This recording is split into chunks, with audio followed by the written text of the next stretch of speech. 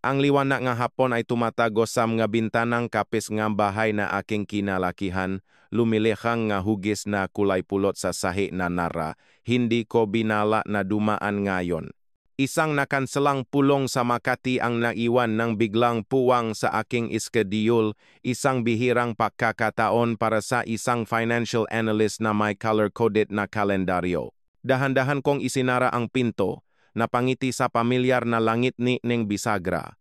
Laging sinasabi ni, tatay na ayusin niya ito, tulad ning pangako niya sa nakalipas na 10 taon.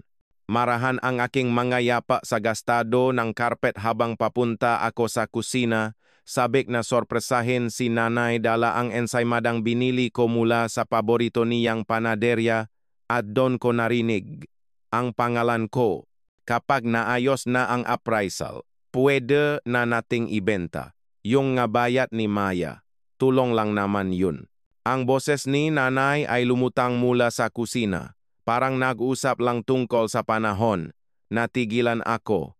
Ang supot ng tinapay ay lumukot sa bigla kong paghihpit ng hawak. Humalaka si tatay.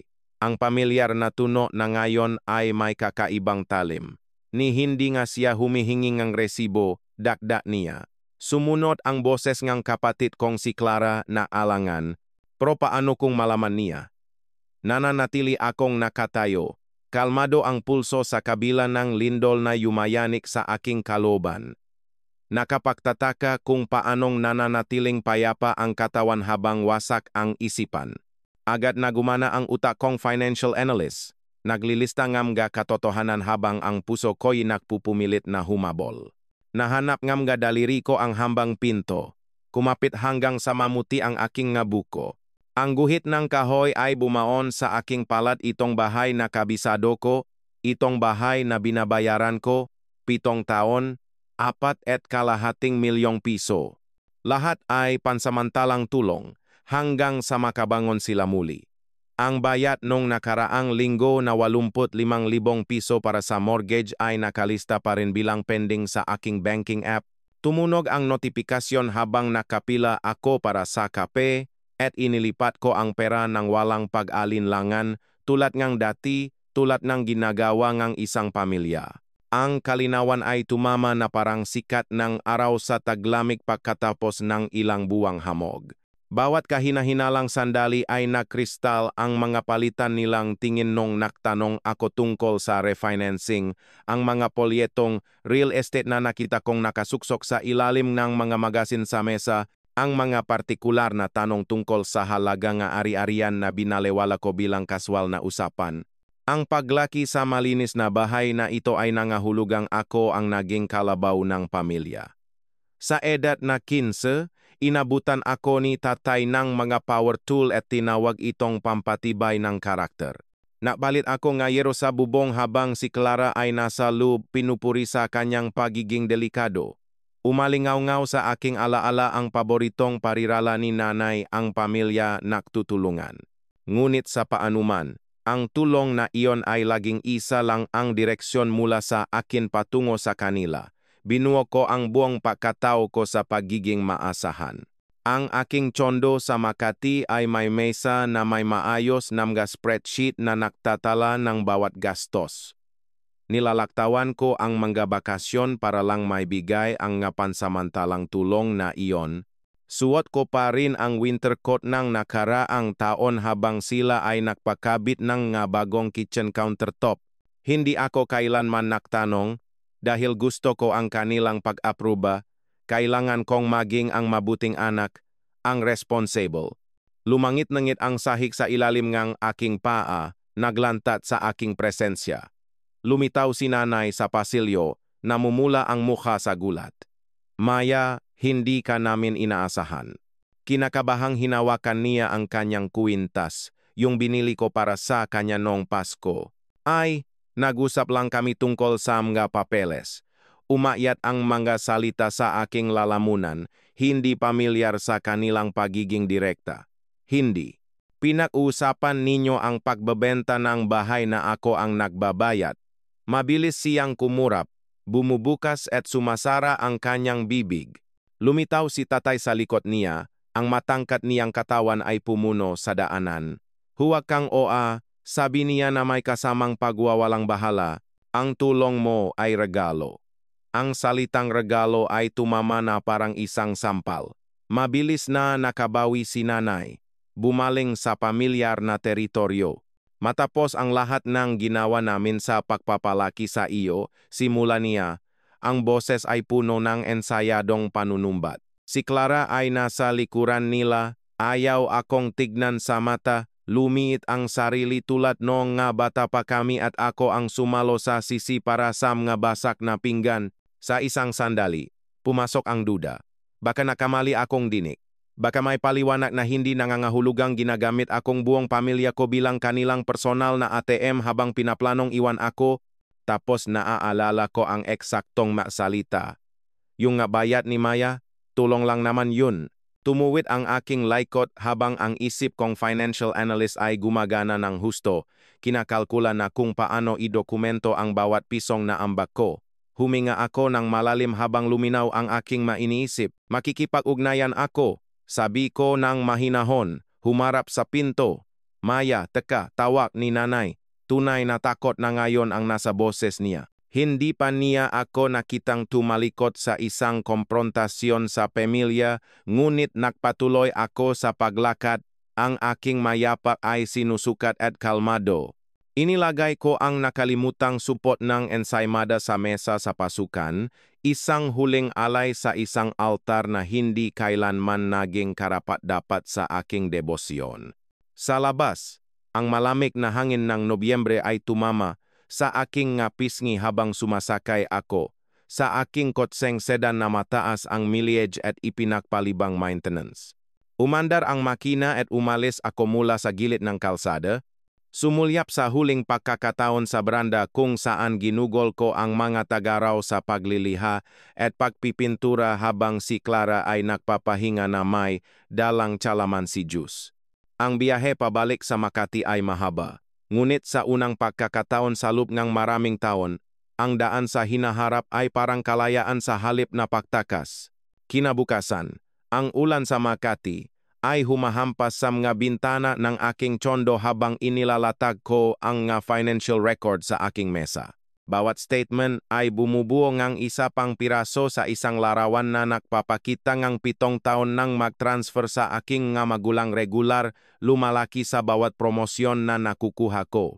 Nag-click ako sa isang email folder na may label na Family Finances at Natijilan. Isang mensahe mula kay tatay para kay nanay ang lumitaw. Aksidenteng nakopi sa aking work address 3 buwan na ang nakalipas. Ang aking mga mata ay napako sa mga salitang nakumpirma sa aking pinakamasamang hinala. Kapag nabenta na natin, sa wakas ay makakatigil na tayo sa pag-asa sa mga tseke ni Maya. Nanginginig ang aking mga daliri habang binubuksan ko ang isang mortgage statement na hiniling ko noong nakaraang linggo. Ang principal balance ay hindi nabawasan sa kabilang aking 4 na milyong kontribusyon. Bawat bayad ay napunta sa interes o sa kanilang mga bulsa, hindi kailanman nabawasan ang utang. Sumunod ang mga dokumento ng buwis sa ari-arian, ang letterhead ng munisipyo ang nagpatunay sa kataksilan. Tanging ang kanilang mga pangalan ang nakalista bilang mga may-ari. Hindi ang sa akin, hindi kailanman naging akin. Sa kabila ng bagong bubong na pinondohan at kinabit ko, sa kabila ng magpagayo sa tubo na umubos sa aking pondo para sa bakasyon, sa kabilangang trabahong binayaran ko nang makahanap ang inspektor ng mga paglabag sa kod. Kinuha ko ang aking kalkulator. Matatag na ngayon ang makamay habang tinatantiya ko ang pinsala. Madirektang transfer. Di 4 milyon sa loob ng 7 taon. Hindi bayad na paggawa para sa mga pagpapabuti sa bahay. Humigit kumulang 8 milyon. Ang mga numero ay kumikinang pabalik sa akin, malamig at hindi may kakaila. Ang pattern ay lumitaw ng may masakit na kalinawan. Bawat kahilingan sa pananalapi ay perpektong kasabayng pagtaas ng aking sahod. Ang hiling para sa pera para sa bubong ay dumating 2 araw matapos kong banggitin ang aking promosyon.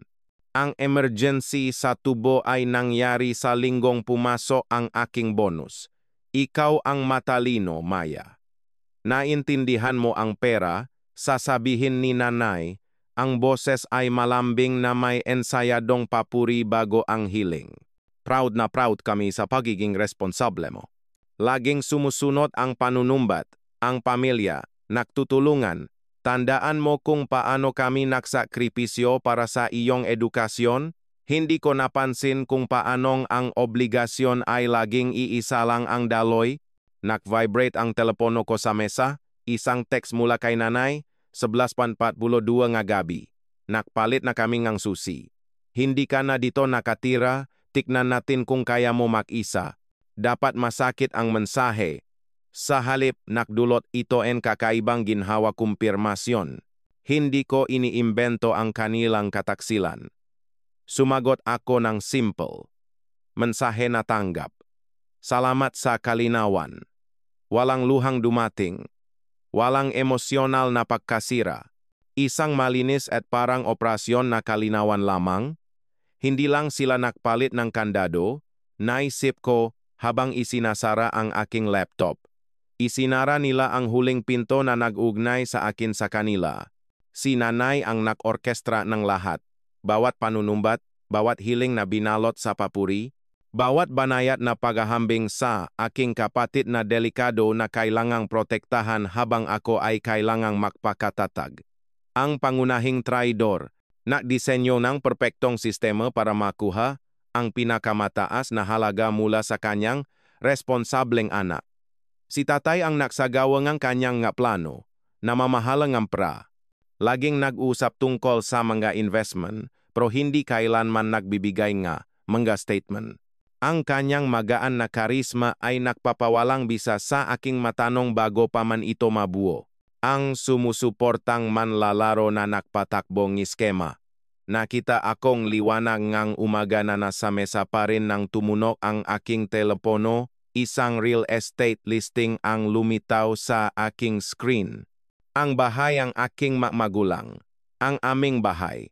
Ang aking investment. Nakalista ng pali 22 milyon sa itaas ngang halaga sa merkado na may mga profesional na larawan na malamang ay kinunan linggo na ang nakalipas. Nakmamadali na sila ngayong alam ko na ang katotohanan. Kung walang legal na interbensyon, mawawala ang lahat ng inilagay ko sa bahay na iyon. Binuksan ko ang ilalim na drawer ng mesa, yung sumasabit maliban kung iaangat mo ng tama.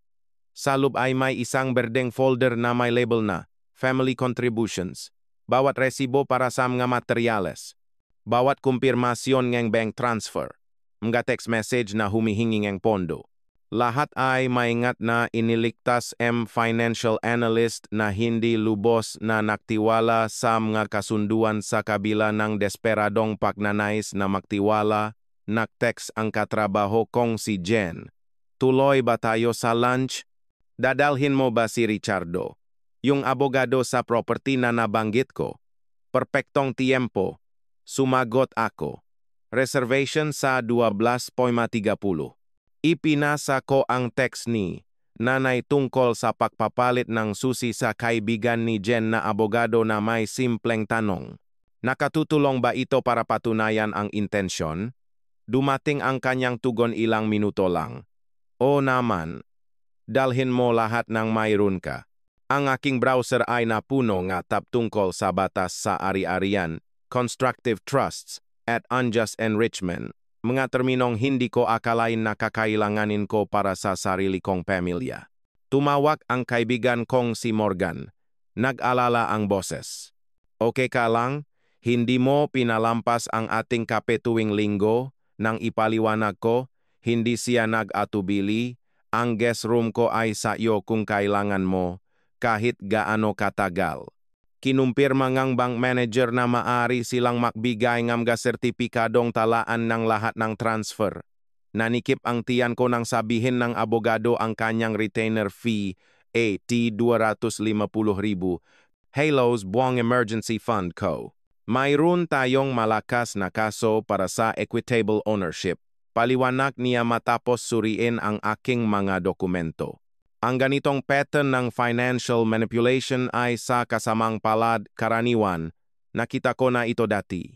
Ang kanyang paralegal ay nakfile ng mga paunang papeles noong hapong iyon, isang pansamantalang injunction na pumipigil sa pagbebenta bago ang resolusyon.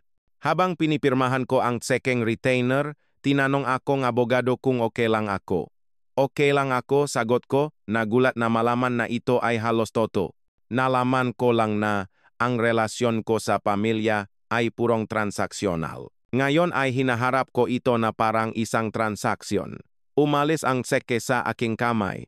Opisyal na ginagawang isang legal na laban ang aking safety net, ngunit sa unang pagkakataon sa loob ng 7 taon, ang pera ko ay sa wakas nagtatrabaho para sa akin sa halip na para sa kanila. 3 araw ang lumipas. Dumating ang cease and desist letter na nasa mamahaling papel na kulay krema. Ang embossed na letterhead ng law firm ay kumikinang sa ilalim ng ilaw ng aking kusina. Hinaplos ko ang nakaumbok na teksto, pinahahalagahan ang kabalintunaan. Hindi kailanman naktipid ang aking mga magulang pagdating sa pagprotekta sa kanilang sarili.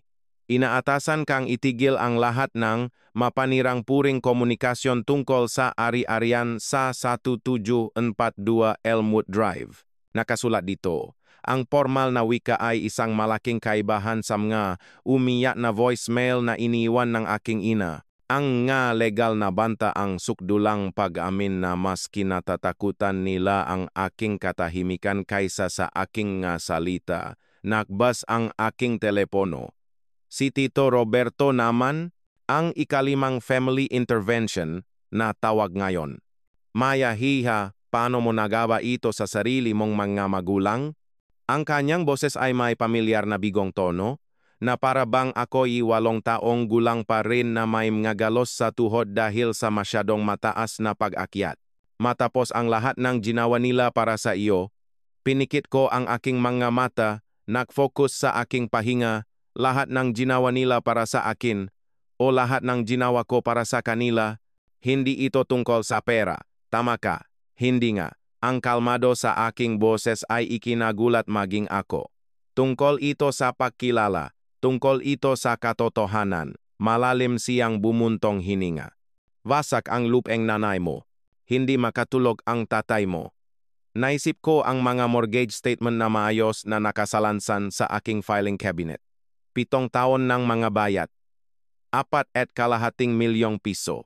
Sigurado akong makakahanap silang ali sa kanilang bagong kitchen countertops, yung nga binayaran ko. Pagkatapos niyang ibaba ang telepono, binuksan ko ang Instagram labag sa aking kalooban. Ang pinakabagong post ni Clara ay nagpapakita sa kanya na nakaupo sa duyan sa brandeng ang aming mga magulang. Pamilya ang lahat. Basa ngang caption. Masakit sa puso na may taong mas pipiliin ang pera kaysa sa pag-ibig. 27 simpatikong komento mula sa mga taong hindi pa nakakita ng resibong transfer. Naantala ang aking pag-scroll ng doorbell. Isang courier na may mga dokumento mula sa abogado ng aking mga magulang. Ayon sa listahan ng inventaryo, sinimulan na nilang ibenta ang mga muebles mula sa bahay kasama na ang antigong mesa na espesipikong ipinamana sa akin ng aking lolo. Inilagay ko ang napapel sa mesang kusina sa tabi ng mga spreadsheet na ilang linggo ko ng pinagtatrabahuhan. Hanay-hanay ng mga petsa, halaga, screenshot ng email, palitan ng text message. Ang buong kasaysayan na aking pananalapi kasama ang aking mga magulang. Maingat na nakadokumento na may parehong katumpakan na dala ko sa aking mga corporate analysis. Tumawag ang boss kong si Grace habang inilalagay ko ang pinakabagong data. Maya, kunin mo ang lahat ng oras na kailangan mo, sabi niya matapos kong ipaliwanag ang pinakabagong pangyayari. Maaring maghintay ang Johnson portfolio. Salamat.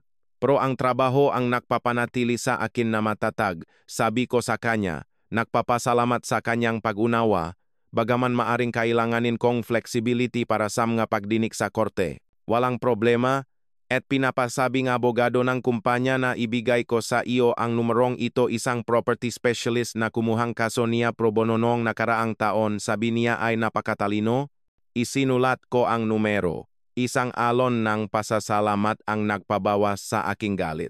Habang ang aking makadugo ay nag-iipon ng kanilang puwersa laban sa akin, ang aking piniling pamilya ay nagtatayo ng andamyo sa paligid ng aking marupok na determinasyon. Kinagabihan, habang kinukuha ko ang mga dokumento mula kay Martin, ang kaibigan kong nagtatrabaho sa property assessment, literal na nabangga ko si Clara sa pasukan ng kapihan.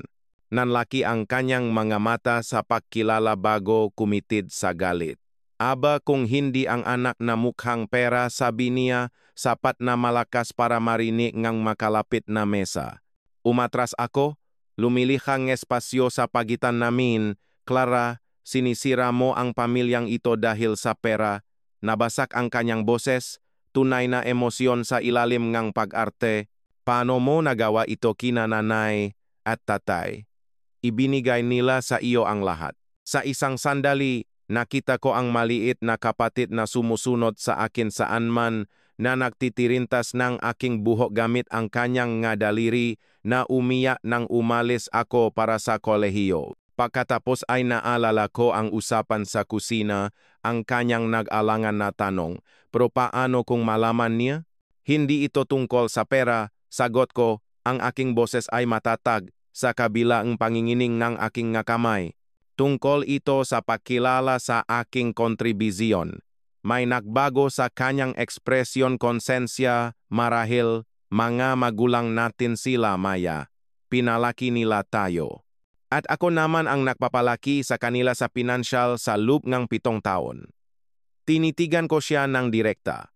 Gaano mo nakatagal alam ang ginagawa nila? Tumingin siya sa malayo, sapat na kumpirmasyon. Akala ko nga ba, lumampas ako sa kanya papunta sa pinto, pagkatapos ay huminto, ibinenta na nila ang mesa ni Lolo, nga pala, yung gusto niyang mapunta sa akin. Habang naglalakad papunta sa aking sasakyan, tinawagan ko ang numerong ibinigay ng kaibigan ko, ang opisina ni Ati.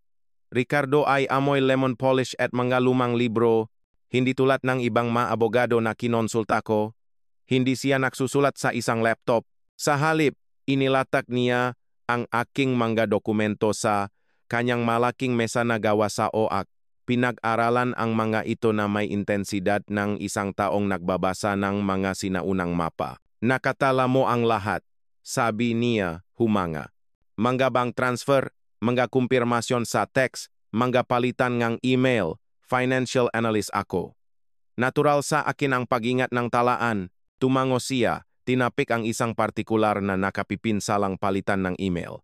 At tahasan nilang kinikilala na ang nga bayad na ito ay para sa mortgage.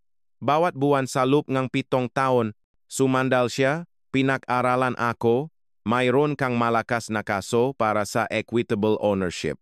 Ang iyong tuloy-tuloy na kontribisyon sa pananalapi. Ang kanilang tahasang pakilala sa layunin. Ang iyong pawis at pagod sa pagpapabuting bahay. Tinapik niya ang kanyang panulat sa mesa. Ngunit kailangan mong maunawaan ang isang bagay na mahalaga. Sumandal ako. Huwag mo silang harapin.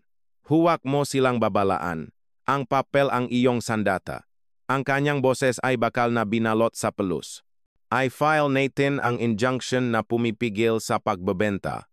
Idokumento natin ang panliligalik. Maghanda tayo para sa korte.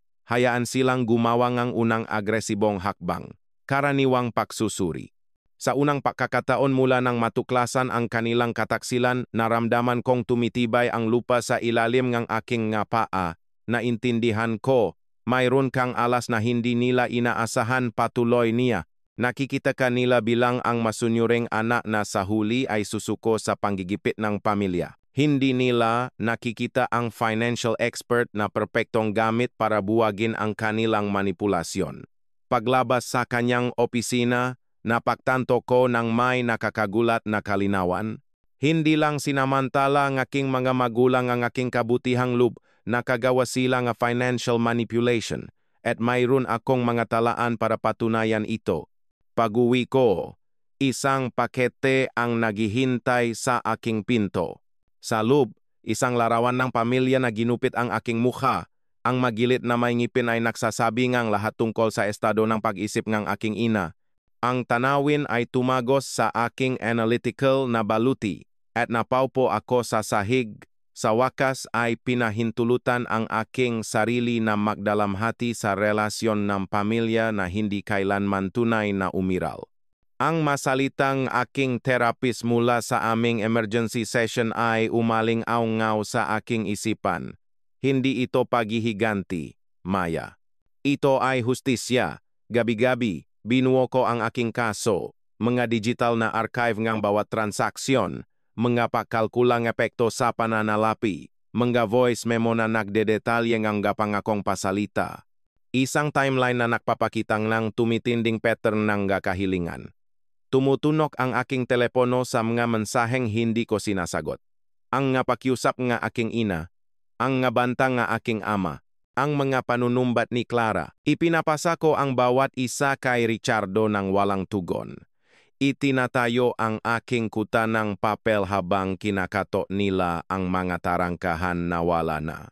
Hayaan silang gumawa ng unang agresibong hakbang, payo ng aking abogado. Kaya naghintay ako, nababalot ng estratehikong katahimikan, naghahanda ng formal na tugon sa kanilang lalong desperadong mga aksyon. Isang linggo matapos kong ipasa ang isang partikular na masamang text mula sa aking ama kay Ricardo, nakatanggap akong isang formal na abiso mula sa kanilang abogado, humihiling silang mediation. Pinayagan ko ang aking sarili ngang isang maliit at mapanuyang ngiti.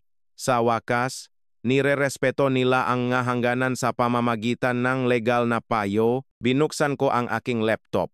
Na-click sa folder na naglalaman ng ma-email na iniipon ko. Yung makung saan pinag-usapan ako ng aking mga magulang bilang kanilang libreng pinakukunan ng pera.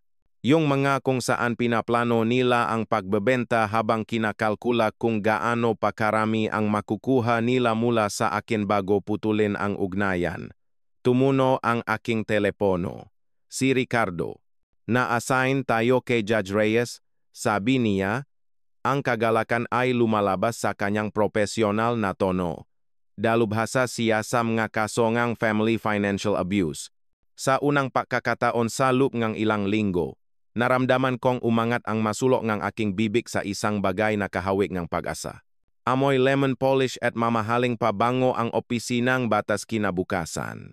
Ikinakalat ng aking abogado, si Ricardo Fargas, ang mga dokumento sa kanyang mesa na gawa sa mahogani habang sinusuri ko ang aming isinampa sa huling pagkakataon.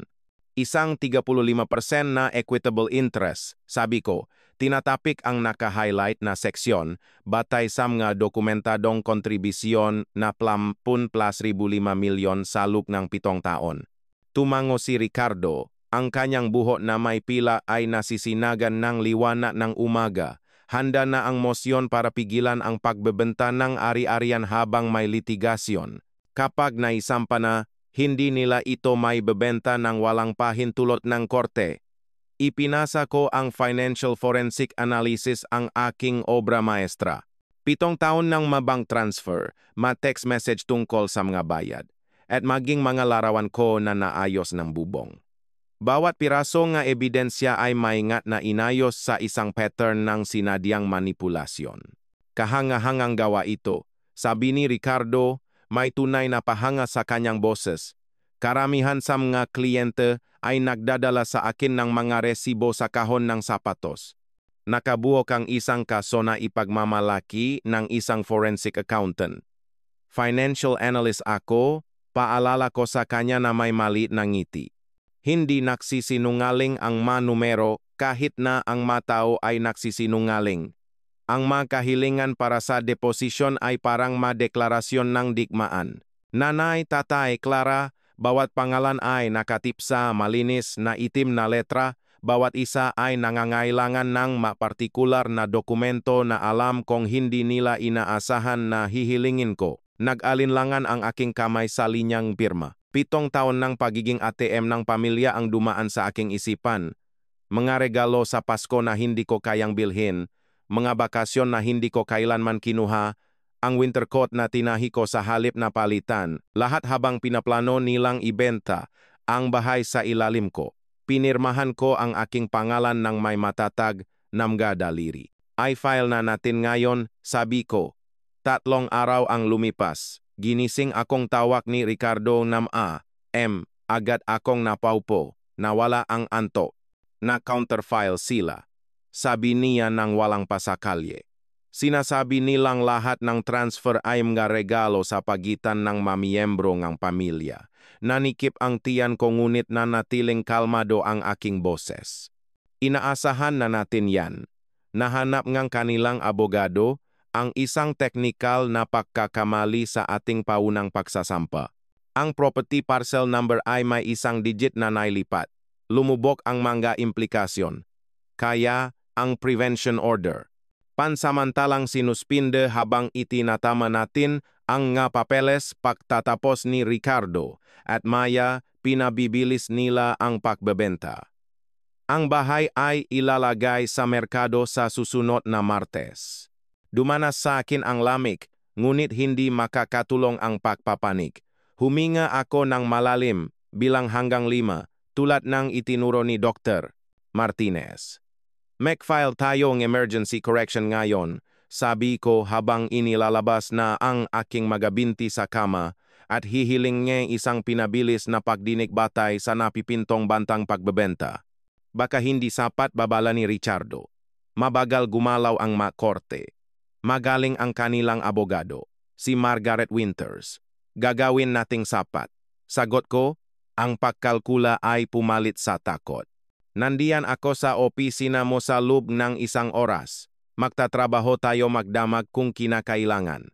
3 araw ang lumipas, ipinakita nga salamin sa elevator sa opisina ni Ricardo ang maitim na bilok sa ilalim ng aking mga mata. 4 na oras lang ang tulog ko sa loob ng 2 araw, nahahanda para sa pagdinig. Ang pag-iisip na tumayo sa harap ng isang hukom, nakaharap ang aking pamilya ay nagpapadala ng kaba sa aking gulugot. Pinractice ko ang grounding technique ni Dr. Martinez. 5 bagay na nakikita ko, 4 na nahahawakan, 3 naririnig. Ang courthouse ay nasa unahan, punong marmol at paghatol. Handa ka na? Tanong ni Ricardo habang paakyat kami sa mga hagdan. Hindi, amin ko. Pero pupunta pa rin ako. Sa loob, sina nanay, tatay at Clara ay makakasamang nakaupo kasama si Margaret Winters. Isang babaeng matalas ang mukha na may suot na tailored suit. Tumingin sa akin si nanay.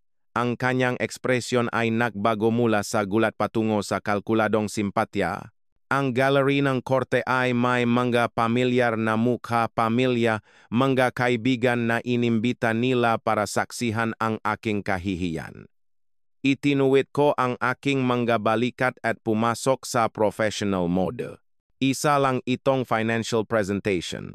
Mga numero, katotohanan, ebidensya. Ang aking pagsasanay sa pagsusuri ng data ng walang emosyon ay naging aking superpower.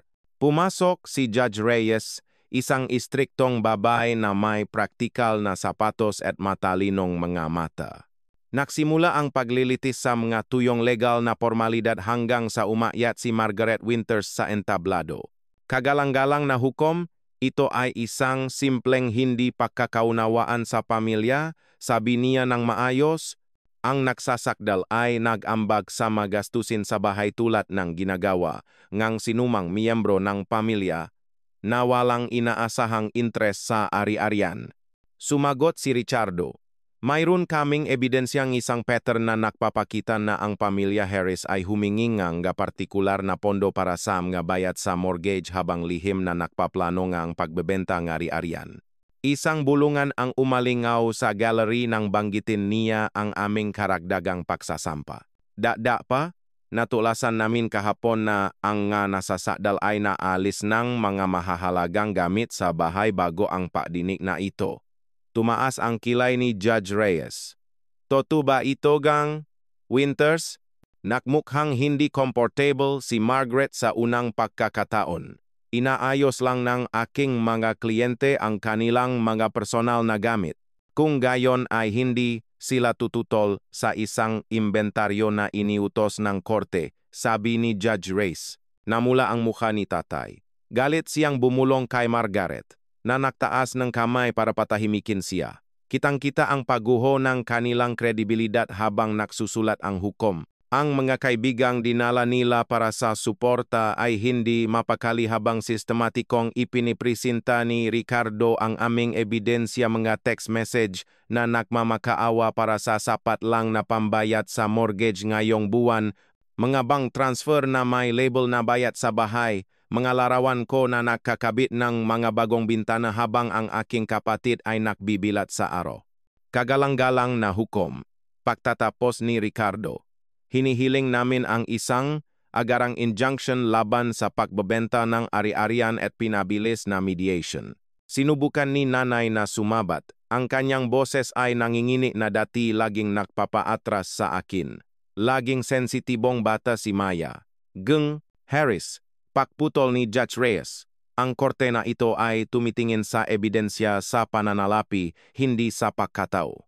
Naramdaman kong nagbabago ang tingin sa akin, mga taong kilala ako mula pagkabata ay nakikita ang sitwasyon sa bagong pananaw. Ang aking dating guro sa high school math ay bahagyang tumango mula sa likod, mayroong paggalang sa kanyang ekspresyon. Iniutos ko ang mediation bago ito magpatuloy, anunsyo ni Judge Reyes. At ang pansamantalang restraining order sa pagbebenta ngang ari-arian ay ibinalik habang hinihintay ang resolution. 2 araw ang lumipas, nagtipon kami sa mediation room. Umupo ako sa tabi ni Ricardo, perpekto ang aking postura, kontrolado ang aking pahinga, napapaligiran akong aking support network. Si Emily mula sa accounting ay nakaupo sa likod ko, handang patunayan ang aking mga paraan ng dokumentasyon. Ang boses ng aking therapist ay umalingaw-ngaw sa aking isipan, nagbibigay sa aking ng pahintulot na protektahan ang aking sarili. Pumasok sina nanay at tatay, namumula ang mukha at depensibo. Si Clara ay sumunod, iniwasan ang aking tingin. Mukha silang mas maliit, hindi gaanong nakakatakot kaysa sa mga higanteng kumontrol sa aking buhay sa loob ng mga dekada. Inilapat ni Ricardo ang isang binder sa mesa. Hinihiling namin ang isang 35% na equitable interest batay sa mga mapapunayang kontribisyon. Agad na nagsimulang magyabang si tatay, kalokohan ito, mga magulang niya kami. Hindi tinitimbang ng korte ang pag-ibig. Harris, malamig na tugon ni Margaret. Sinusuri ang aming ebidensya na may lumalaking pag-alala.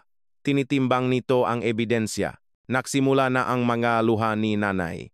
Ang tagapamagitan, isang praktikal na babay na may mga dekada ng karanasan, ay inabutan lamang siya ng tisyu nang hindi humihinto sa kanyang pagsusuri ng mga dokumento. Natago kang resibo, bulong ni Clara sa unang pagkakataong tumingin sa aking mga mata. Nagtago ka talaga ng mga resibo. Tumango ako ng isang beses, walang nararamdaman kundi katiyakan. Itinago ko ang lahat. Sa katahimikan na sumunod, nakita ko kung ano ang sa wakas nilang naunawaan. Ang responsableng anak na inaasahan nilang lutasin ang kanilang nga problema ay naging ang responsableng babae na hindi na nila kayang manipulahin. Sa huling araw ng komprontasyon, ang lobby ng courthouse ay puno ng mga bulungan nang pumasok ako kasama ang aking abogado na si Ricardo. 7 maingat na may label na Manila folder ang nasa aking nga braso. Bawat isa ay 1 taon ng aking buhay na maingat na nakadokumento. Nag-alok sila ng libupilan 25 milyon, sabi niya, tinitingnan ang kanyang telepono, huling alok. Muntik na akong matawa. Matapos mag-ambak ng 18.5 milyon kasama ang libu-libong pagpapabuti, iniisip nilang 5.225 milyon ang magpapaalis sa akin. Ang pagiging predictable ng kanilang manipulasyon ay hindi na nakakasakit sa akin. Ipaalam mo sa kanila na magpapatuloy tayo ayon sa plano, sagot ko, inaayos ang aking charcoal blazer. Tumango si Ricardo. Ang kanyang salamin na may pila na frame ay nasinagan ng liwanag ng umaga. Babalalang nagdala silang nga dagda na tulong. Tama siya. Pagliko namin sa kanto, nakita ko sina nanay at tatay na nakikipag-usap kay Aling Pasing. Ang aming matagal ng kaibigan ng pamilya na ang makaserole sa potluck sa simbahan ay nagmarka sa bawat yugto ng aking pagkabata. Ang kanyang presensya ay hindi aksidente. Nakita ako ni Aling Pacing at lumapit. Nakaunat ang mga braso. Maya hija masyado nang lumala ito, wasak ang puso nga magulang mo. Talaga ba? Pinanatili kong neutral ang aking boses sa kabilang apoy na nagniningas sa aking dibdib. Nag-alala silang mawala ang lahat, patuloy niya, punong luha ang kanyang nga mata. Hindi nila sinasadya. Sabihin mo sa kanila na natanggap ko ang kanilang alok marahan kong pinutol at makita na lang kami sa loob. Nalungkot ang kanyang mukha. Sabi nila, kailangan ng bagong pundasyon ang bahay, hindi bababa sa 6 milyon na gastos. Hindi nila kayang magbigay ng mas malaki. Isa na namang kasinungalingan. Nakapasa ang inspeksyon ng pundasyon 18 buwan lang ang nakalipas. Ako mismo ang nagbayad. Nagbuzz ang aking telepono na may pangalan ni Clara sa screen. Ang ikatlong tawag ngayon. Pinatahimik ko ito nang hindi sinasagot. Sa labas ng courtroom lumitaw si Tito Roberto mula sa isang bangko. Hindi inaasahan ang kanyang presensya. Hinarangan niya ang aking daan. Ang kanyang malaking katawan ay nakakatakot sa makitid na pasilyo. Kailangan mong itigil ito. Bulong niya. Umiya ang nanay mo gabi-gabi. Yan ba ang gusto mo? Sirain ang iyong pamilya dahil sa pera. Muntik na akong mapangiti sa kabalintunaan. Interesanteng pananaw, Tito Roberto. Itinayong tatay mo ang bahay na yan gamit ang sarili niyang nga kamay, tumaas ang kanyang boses. At ngayon, ano? Kukunin mo sa kanila? Kinukuha ko kung ano ang legal na sa akin, sagot ko. Ang equity na binayaran ko, mawawala ang lahat sa kanila, sabi niya. Alam mo yan, di ba? Nakbebenta silang bahay na walang utang na hindi nila binayaran sa loob ng 7 taon, sagot ko. Magiging maayos lang sila, namula ang kanyang mukha. Akala mo palagi kang mas magaling sa lahat. Masyado kang taga Maynila. Masyadong matalino para sa sarili mong pamilya. Pumahit na si Ricardo. G. Harris, tapos na ang usapang ito. Itabi mo yan para sa courtroom. Habang papalayo kami, muling nakbuzz ang aking telepono. Sa pagkakataong ito, sinagot ko, Maya, nabasak ang boses ni Clara. Pakiusap, itigil mo na ito. Mawawala lahat kina nanay at tatay kung hindi ka makikipagkompromiso. Ang pamilyar na konsensya ay umakyat, ngunit hindi na ako kontrolado nito. May mga pagpipilian sila, Clara. Laging mayroon. Pinag-usapan nila ang mga nakakahiyang bagay sa pamilya. Bulong niya. Mga bagay nung teenager ka. Sasabihin nila sa lahat kung pipilitin mo sila. Tumama ang banta ng malami. Ang aking rebeldeng yukto ang mas matandang boyfriend, ang gabing nahuli kami ni tatay sinaunang kasaysayan na ginawang sandata. Hayaan mo sila, sagot ko, nagulat sa sarili kong katatagan. Wala akong itinatago. Pumasok kami sa courtroom, ang mga kahoy na upuan nito ay napupuno ng mga kamag-anak. Hindi ito dapat maging isang pampublikong palabas, ngunit tiniyak ni nanay at tatay na may manonod. 10 minuto bago ang pagdinig, nanigas si Ricardo sa tabi ko. Bagong development, may nahanap silang nagsasabing pasalita kang pumayag na regalo ang pera. Sino? Si Tomas Ilustre. Ang aking boyfriend nung kolehiyo, yung nanghiram ng pera sa akin para sa matrikula at hindi na nakbayad. Agad na nakugnay ang koneksyon. Ang kumpare ni tatay ay tiyuhin ni Tomas. Pwede ba nilang gawin yan? Nanikip ang tiyan ko. Maari nilang subukan, sabi niya. Pero handa tayo para dito. Tandaan mo ang nga resibo mula sa pag-ayos ng banyo? Lumubo ang puso ko. Naksara na ang kontratista. Wala akong maresibong iyon. Sa unang pagkakataon, pumasok ang duda. Paano kung hindi sapat ang 7 taon ng dokumentasyon? Mag-focus ka sa kung ano ang mayroon tayo. Matatag na sabi ni Ricardo. Ang nga text message ay nagpapatunay ng intensyon para sa pagbabayad. Yan ang ating pinakamalakas na ebidensya. Pumasok ang hukom, ang kanyang reputasyon sa kadalubhasaan sa mga kaso ngang pananalapi sa pamilya ay nauna sa kanya. Ang kanyang buhok na kulay abo ay nakframe sa matatalas na mga mata na walang nakakaligtaan. Nagsimula ang testimonya. Ipinipresenta na aking nga magulang ang kanilang sarili bilang nga mapagbigay na tagapag-alaga na tumulong lamang sa kanilang anak na bumili ng bahagi sa bahay ng pamilya. Ang kanilang salaysay ay gumuho sa ilalim ng pagtatanong. Kaya Harris, sabi ni Judge Reyes, sinasabi ninyong hindi kailanman nakaroon ng usapan tungkol sa pagbebentang bahay. Hindi kailanman, iginiit ni nanay. Bahay din ito ni Maya. Tumayo si Ricardo. Pahintulot na i-play ang recording exhibit C. Ang boses ni nanay ay pumuno sa courtroom. Kapag nabenta na natin, sa wakas ay makakapag-Alaska cruise na kayong tatay mo. Nawala ang kulay sa mukha ni nanay. Umayos ng upo si tatay. Harris, sinabi ninyo na hindi kayo kailanman nangako na babayaran ang mga pondong ito. Tama ba yon? Tama. Matatag na sabi ni tatay. Regalo yon sa pagitan ng pamilya. Kinuha ni Ricardo ang kanyang tablet. Kagalang-galang na hukom, nais kong ipakita ang Exhibit F, isang text message mula kay Roberto Harris para kay Maya, petsang Hunyo 14 noong nakaraang taon. Sa screen, lumitaw ang mensahe ni tatay. Salamat sa pagbabayad muli ng milyar. Babawi kami kapag gumanda ang merkado. Nautal si tatay. Figure of speech lang yun. Bahagyang tumaas ang kilay ni Judge Reyes. Pagkatapos ay dumating ang sandaling pinahandaan ko mula nung araw ng Nobyembre sa pasilyo. Itinulak ni Ricardo ang isang cart na naglalaman na 7 binder.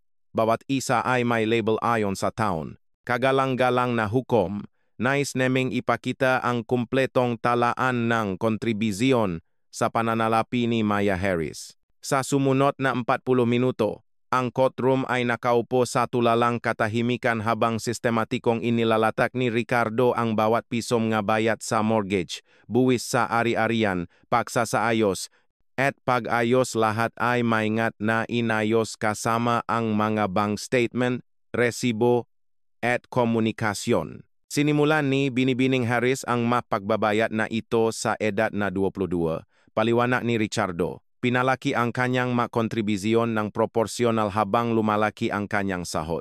Ang timeline na ipinakita ay nagpapakita ng bayat na tumalon mula 5,000 buwanan hanggang 53,000 hanggang 85,000 habang umuunlad ako mula sa entry-level analyst patungo sa senior position.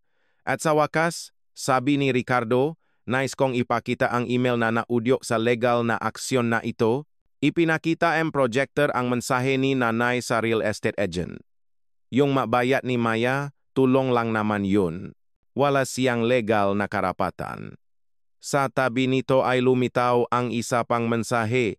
Ipinadala 3 araw lang ang lumipas. Nagpalit na kaming susi. Hindi ka na dito nakatira.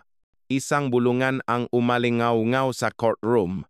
Nakatitik si Tito Roberto sa kanyang nga sapatos. Nakabukas ang bibig ni Tita Patricia. Ang maingat na binuong salaysay ngang walang utang na loob na anak ay ganap na nawasak. Umakyat si Clara sa stand bilang kanilang huling saksi. Ang kanyang testimonya ay gumuho sa ilalim ng cross-examination. Alam mo ba na pinaplano nga iyong mga magulang na ibenta ang bahay? Tanong ni Ricardo.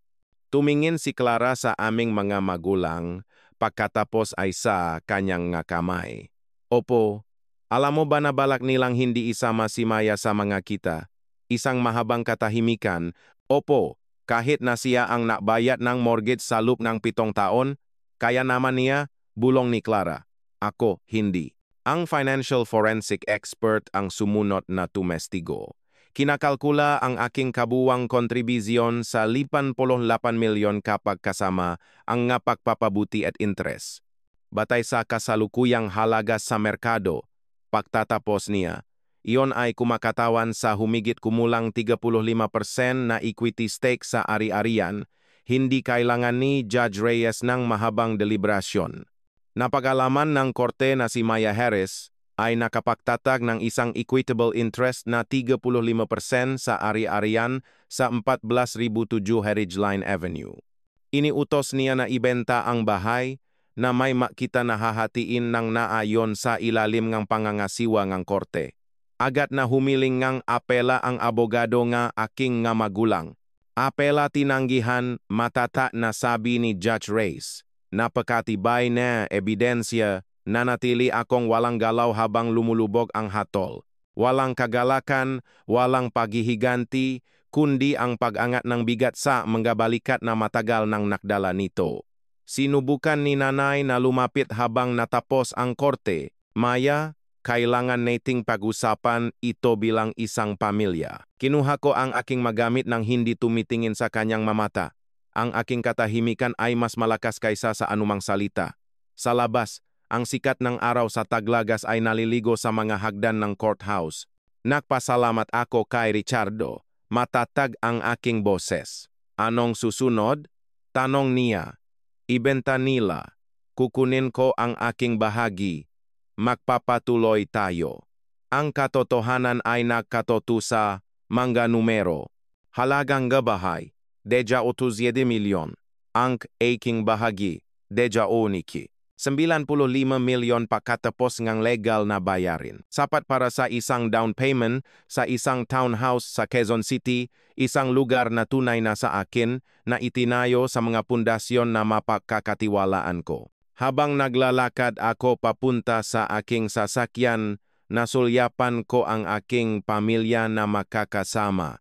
Sina nanay, tatay at Clara. Pinausapan na ang kanilang paglipat sa isang inupahang duplex sa Silangan, nakbago ang kanilang universo. Ang sentro ng grabidad ay hindi na ang aking pagiging maasahan. Hindi ako lumingon habang nagmamaneho ako palayo. Ang daan sa hinaharap ay ganap na sa akin na ngayon. 3 buwan ang lumipas. Ang tansong susi ay mabigat sa aking palad habang nakatayo ako sa pintuan ng aking bagong townhouse. Ang sikat ng araw ay dumadaloy sa mga bintana na aking pinili. Nagpapainit sa sahig na kahoy na pinili ko nang walang input o kritisismo ang sinuman. Ang pramula sa settlement ang naging dahilan nito. Hindi lahat ay ininvest dito, siyempre. Napangiti ako sa alaala ng pagtango ng aking financial advisor. Gusto kong magtrabaho ang pera ko para sa akin, hindi lang maupo sa pader. Sabi ko sa kanya, habang inaayos namin ang mortgage sa kalahati ngang halaga ngang ari-arian, ang kalahati ay binayaran ko ng buo, lumilihang perpektong balanse sa pagitan ng pamumuhunan at seguridad. Umubo ang locksmith sa likod ko. Handa na po para sa mga bagong deadbolt, Ms. Harris. Inabot ko sa kanya ang set ng mga bagong-bagong kandado na binili ko kahapon. Opo, lahat po. Habang nagtatrabaho siya, naglibot ako sa mga silit na puno lamang ng bagay na nagdudulot sa akin ng kapayapaan. Walang magulong nga estante ng larawan ng pamilya na nagdudulot ng konsensya. Walang muebles na pinili para pasayahin ang sinuman kundi ang aking sarili. Ang nga dingding na pininturahan ng malambot na sage sa halip. Nanavi na ipipilit na aking ina ay sumasalamin sa aking nga halaga, hindi sa kanila. Bawat sulok ngang espasyong ito ay umiiral ng walang kanilang impluensya o mga nakatagong agenda. Sa unang pagkakataon sa aking buhay, ang aking pananalapi ay nananatiling ganap na sa akin. Walang mga bayat sa suporta na nakukunwaring obligasyon sa pamilya. Walang tahimik na matransfer sa hating gabi kapag ang card ng isang tao ay tinanggihan. Ang bigat ng kanilang mga inaasahan ay nawala, nag-iwan ng puwang para huminga. Nang matapos ang locksmith, inabot niya sa akin ang 3 kumikinang na susi, ayos na po lahat. Hinaplos ko ang manggagilid. Naaalala ang kahindik-hindik na araw na iyon 7 buwan na ang nakalipas nang hindi na gumana ang aking susi sa pinto ng aking mga magulang. Pinalitan nila ang makandado habang ako ay nangangalap ngang dokumentasyon para sa aking abogado. Ang sukdulang pagtanggi. Ngayon ay nagpapalit akong ng kandado dahil sa pagpili, hindi dahil sa pangangailangan. Kalaunan, inilagay ko ang lumang tansong deadbolt mula sa bahay ng aking magulang. Yung tinanggal ko bago dumating ang kanilang locksmith sa isang maliit na kahon na gawa sa kahoy. Ang huling alaalang buhay na ipinagkait nila sa akin, isinara ko ang takip ng mahigpit at inilagay ito sa isang mataas na estante sa aking aparador. Dumating ang email mula kay Clara nong gabing iyon. Ang subject line ay puno ngang pamilyar na manipulasyon, kailangan ng pagilom ngang pamilya. Binuksan ko ito, mausisa sa halip na nababalisa. Ang kanyang mensahe ay lumabas ng eksakto tulad ng inaasahan ko. Kalahating pusong pahingi ngang tawad, malabong paktukoy sa mga hindi pagkakaunawaan, banayad na paglilipat ng sisi. Ang parehong mataktika na dating magpapabagsak sa akin sa konsensya ay ngayon ay parang isang predictable na script. Binura ko ito nang hindi sumasagot at hinarangan ang address. Walang galit na bumuhos sa akin, kundi kalmadong katiyakan. Ang malinis na pahihiwalay ay nananatiling buo. Sa aking journal nung gabing iyon ay isinulat ko, napagtanto ko na ang aking halaga ay hindi sinusukat sa kung ano ang may bibigay ko sa iba. Ang masalita ay madaling dumaloy pagkatapos ngang ilang buwang terapi. Ang aking nakamamatay na kapintasan, sobrang responsibilidad at gutom sa pag-apruba ay pinangalanan at pinaamo. Ang pagiging maasahan ay maaring umiral ng walang pagsasamantala. Ang mahangganan ay nakpoprotekta sa halip na nakpaparusa. Kinaumagahan, nakipagkita ako sa aking abogado upang i-update ang aking huling habilin, walang iniiwan sa aking dating pamilya. Naktata kaming proteksyon sa kumpidensyal na address para sa kapayapaan ng isip. Pagkatapos ay pinirmahan ko ang mga papeles na lumilihangang isang legal aid fund para sa mga biktima ng family financial abuse. Ginagawang suporta sa komunidad ang aking sakit. Ang unang makakatanggap ay makikipagkita sa iyo sa susunod na linggo. Sabi ng aking abogado, isang binatang inubos ngam nga magulang ang pondo para sa kolehiyo. Tumango ako, ibabahagi ko ang aking kwento nang hindi nagpapakilala. Sa katapusan ng linggo, ang nga kaibigan na sumuporta sa akin sa pinakamadilim na araw ay pinuno ang aking bagong tahanan ng tawanan. Nakpalitan kami nga makabuluhang regalo, hindi mahal, ngunit pinag-isipang mabuti. Ang kanilang tunay na suporta ay isang malaking kaibahan sa pagsasamantala na minsang inakala kong pag-ibig sa pamilya. Pag-alis nila, tumayo ako sa aking bintana na pinapanood ang paglubog ng araw sa Maynila na nagpipinta sa langit ng kulay rosas at ginto. Walang telepono sa kamay. Hindi palaging tinitiknan para sa mga emergency text. Walang konsensya, sapeg enjoy, sapeg isa. Kalaunan, binuksan ko ang kahon na gawa sa kahoy sa huling pagkakataon, pinag-aralan ang lumang tansong kandado bago ito itago ng permanente. Ang tahanan ay hindi kung saan ka ipinanganak. Bulong ko sa walang laman na silid na mas parang tahanan kaysa sa anumang lugar dati. Ito ay kung saan ka pinahahalagahan. Isinara ko ang kahon ng may katiyakan. Mabilis masunok ang paghihiganti, bulong ko. Inisip ang binatang malapit ko ng tulungan. Ang hustisya ay dahan-dahang itinatayo at mas tumatagal.